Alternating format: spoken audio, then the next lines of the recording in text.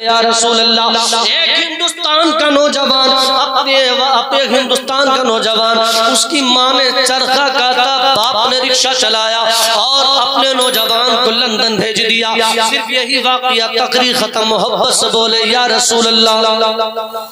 جو نوجوان اپنے والد سے اونچا کلام کرتے، نماز پڑھ لے، زکات دے لے، حج کر لے، اللہ کی قسم میرا رب ان کے منہ پر تمام عبادتوں کو مار دے گا، کیونکہ تمہارے ماں باپ گنہگار بھی ہو، بے نمازی ہو، چاہے وہ شرابی ہو، جواری ہو، پھر بھی تمہارے اوپر ان کا احترام واجب ہے۔ کہہ دو سبحان اللہ۔ ان کی عزت تمہارے لیے ایسے ہے جیسا کہ تم اللہ کی قسم تمام کائنات میں گھوم لو، تمام مزاروں پر چادریں چڑھا لو، تمام ولیوں کی نیاز کرا لو، اگر تمہارا والد ناراض ہے تو اللہ تمہاری دعاؤں کو قبول نہیں فرمائے گا۔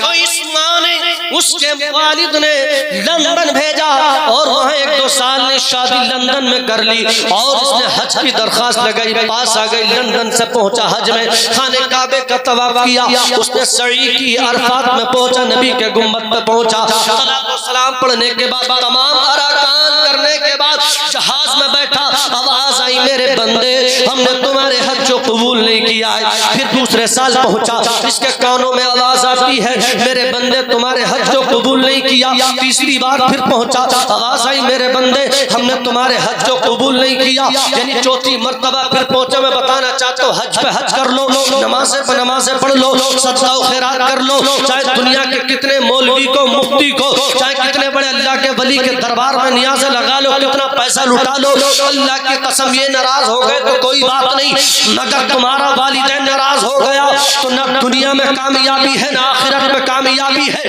یعنی چوتھی بار، 5ویں مرتبہ، 6ٹھی مرتبہ، 7ویں مرتبہ اس نے حج بیت اللہ پہنچا، کانوں میں آواز آتی ہے میرے بندے ہم نے تمہارے حج کو قبول نہیں کیا۔ یہ بڑا پریشان رہا۔ اب یہی ملک تکربہ کی سرزمین پہ لے لو، 27 سال کا عرصہ گزر گیا۔ اب 27 سال کے بعد اب یہ محلے میں جب چلتا ہے تو نگاہ جھکا کے چلتا ہے، سر جھکا کے چلتا ہے، یعنی ڈھکی ڈھکی کمر رہتی ہے۔ ہمارے مولانا شمس الدین کو لے لیجئے، اب یہ کسی آدمی کو یعنی بولتا نہ ہو، گم شد رہتا ہو، یعنی بالکل پریشان حال رہتا ہو۔ انہوں نے جیسے کسی سے پوچھا جناب کیوں پریشان رہتے ہو، تم نے 7 حج کیے، تو لندن والے سے لندن میں ایک امام نے پوچھا تم نے اتنے حج کر لیے، نماز تم نہیں چھوڑتے، زکات تم نہیں چھوڑتے، روزہ تم نہیں چھوڑتے، صدقہ و خیرات تم ادا کرتے ہو، بتاؤ اداس کیوں رہتے ہو؟ تو اس نے کہا یار بتانے کی بات کیا امام صاحب، سنو میں نے 7 حج کیے، جب بھی واپس آتا ہوں میرے کانوں میں آواز آتی ہے میرے بندے حج قبول نہیں کیا۔ امام صاحب محبت بھرے لہجے میں ہاتھوں کو ہاتھ میں لے کے کہتے ہیں اے میرے دوست بتا تو یار بالکل جھوٹ نہیں بولتا، تو نماز بھی پڑھتا ہے، زکات بھی دیتا ہے، حج بھی کرتا ہے، تمام چیزیں تیرے اندر پائی جاتی ہے، مگر یہ بتا اللہ کی قسم تیرے کانوں میں یہ آواز کیوں گونجتی ہے؟ امام نے کہا ہو سکتا تمہارے والدین تم سے ناراض ہو، یہ بتاؤ کہاں کے رہنے والے ہو؟ اس نے کہا میں ہندوستان کا رہنے والا ہوں، میری ماں یعنی چرخہ چلاتی ہے، میرا باپ رکشہ چلاتا تھا، انہوں نے پاسپورٹ بنوایا، لندن مجھے نوکری پر بھیجا۔ تو امام صاحب نے کہا ہو سکتا ہے ہندوستان میں تمہاری ماں تم سے خفا ہو سکتا ہے تمہاری ماں مصیبت میں ہو سکتا ہے تمہارا والد پریشانی کے عالم میں ہو، تو کہا جاؤ فوراً ہندوستان پہنچو اور اپنی ماں کا پتہ پوچھو، اپنے والد کا پتہ پوچھو کتنے سال کا عرصہ ہو گیا۔ اس نے کہا 27 سال ہو گئے، نہ ماں کا چہرہ یاد ہے نہ باپ کا چہرہ یاد ہے، ایک اپنی جوان بہن کو چھوڑ کر آیا تھا۔ اللہ اللہ، وہ نوجوان اپنے دماغ پر زور دے جو اپنے والدین کے سامنے اونچا بات کرتے ہیں، اونچا کلام کرتے ہیں۔ اس نے فوراً اپنے گھر آیا، وہ اپنی جورو سے کہا، اپنے بچوں سے کہے بچوں مجھے آج اپنا وطن یاد آیا ہے، آج مجھے میری ماں یاد آئی ہے، آج مجھے میرا والد یاد آیا ہے۔ اس نے اس کی جورو نے کہا، اس کی شریک حیات نے کہا تھا میرے سرتاج تم نے آج سے پہلے اپنی ماں کا ذکر نہیں کیا تھا، اپنے والد کا ذکر نہیں کیا تھا، میں تو سمجھی تھی آپ یہی لندن کے رہنے والے ہو۔ اس نے کہا کچھ بھی ہو جائے مجھے آج میری ماں کی یاد آ رہی ہے۔ اللہ اللہ، اس کی وفاشار بیوی نے، فرما بردار بیوی نے جب یہ بات سنی اس نے کہا چلنا ہو چلو ورنہ میں چھوڑ کر چلا جاؤں گا۔ عقل مند بیوی نے کہا تھا میرے سرتاج سنو، جہاں آپ رہو گے وہی آپ کی بیوی رہے گی۔ سبحان اللہ۔ ہندوستان فوراً آ گیا، آنے کے بعد اپنی بستی میں جب داخل ہوا اس نے اپنے باپ کا پتہ پوچھا. نوجوانوں نے کہا اس نام کا بندہ نہیں رہتا. اور اس سے چھوٹے بچوں سے پوچھا, انہوں نے کہا اس نام کا کوئی آدمی نہیں رہتا. پیروں سے زمین نکل گئی. کہنے لگا یار بستی تو وہی ہے, گاؤں بھی وہی ہے, چہرے دیکھے بھالے ہیں, مکانات پکے ہو گئے تو کیا ہوا, میں عکاشی کر رہا ہوں. محبت سے بولے یا رسول اللہ, اور چل کے بولے یا رسول اللہ, ابھی سی ملک ربا کی سرزمین کو لے لو. اگر جس مکان میں تم بیٹھے ہو 27 سال پہلے یہ مکان نہ ہوگا. جس مسجد میں تم نماز پڑھتے ہو یہ کچی ہوگی, پکی ہو چکی ہے. جو جوان تھے بوڑھے ہو چکے ہیں وہ بھی اپنے محلے میں جب اپنے پتہ پوچھ رہا تھا بتانے والا نہ ملا. جب اس نے 60-70 سال کے بزرگ سے پوچھا تو اس نے کہا ہاں اس نام کا آدمی تھا, اس کو انتقال کیے ہوئے اب سے 24 سال کا عرصہ گزر گیا. اس کی بہن بھی شادی نہ ہوئی, اس کا انتقال ہو چکا. اس کا ایک بیٹا لندن رہتا ہے. اس کی ماں پھٹے پرانے لباس میں سردیوں میں کرال کے پولے میں سو جاتی ہے.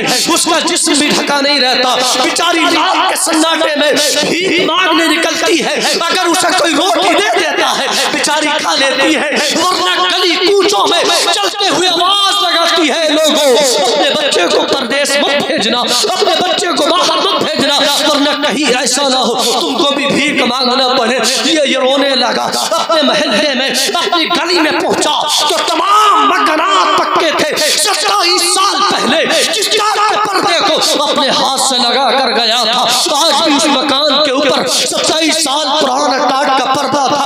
اس نے ہٹا کے دیکھا, سلام کیا, السلام علیکم. اس کی ماں کی آواز پھرراتی ہوئی آتی وعلیکم السلام. اے میرے لگتے جگر, اے میرے لال کے تم آ گئے ہو.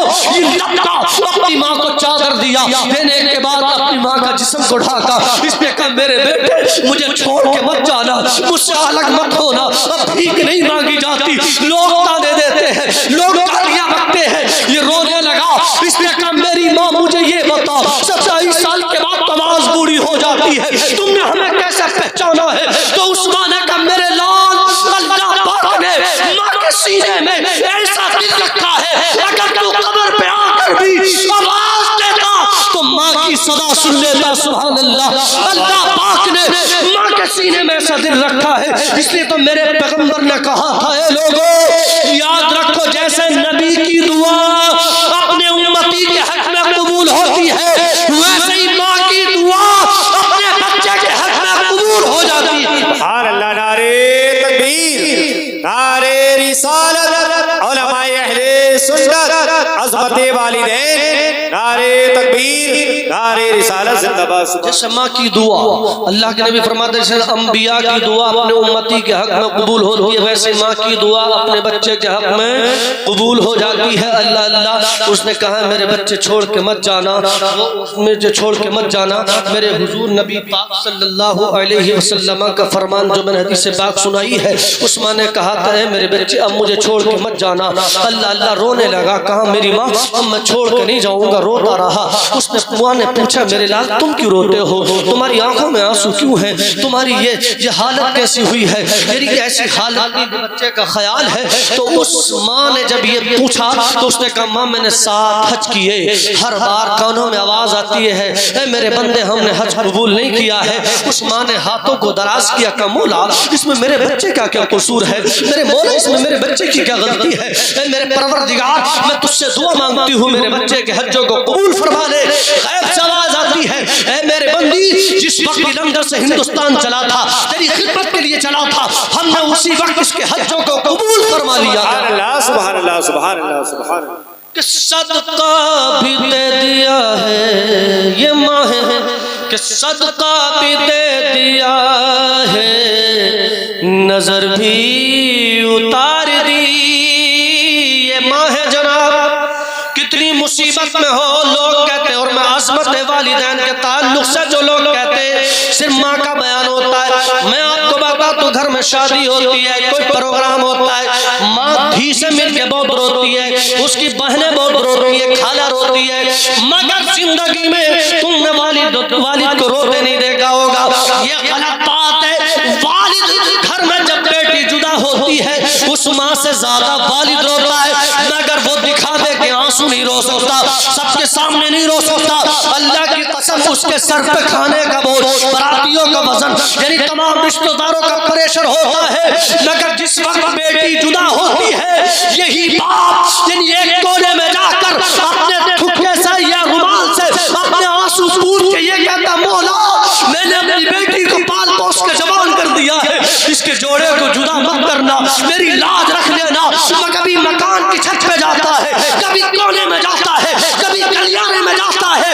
میں تو یہ کہتا ہوں یہ جو والدین جو ماں ہوتی ہے اس سے زیادہ مرتبہ تمہارے والد کا ہے، کیونکہ کبھی باہر کمانے جاتا ہے، یہ گاڑی چلانے والوں سے پوچھو، کبھی تھپڑ کھاتا ہے، کبھی ڈنڈے کھاتا ہے، کبھی اپنے بچوں کے سامنے نہیں روتا، یعنی اپنے بچوں کو بچانے کے خاطر باہر رسوا ہو کر عزت کے ساتھ گھر میں زندگی گزار دیتا ہے، مکان کے چھت پر ہوتا ہے، کبھی کونے میں، مگر وہ کبھی دوسروں کو دکھانا نہیں۔ کیوں؟ اصل وجہ یہ ہے کہ مرد اگر رو پڑا تو یاد رکھو مرد کی فطرت میں رونا نہیں ہے، کیونکہ وہ مرد ہے، جس وقت یا جس گھر میں مرد روتا ہے سمجھ جانا وہ اس وقت روتا ہے جس وقت اس کا دل ٹوٹ جاتا ہے، جب وہ بیچارہ دل سے کمزور ہو جاتا ہے۔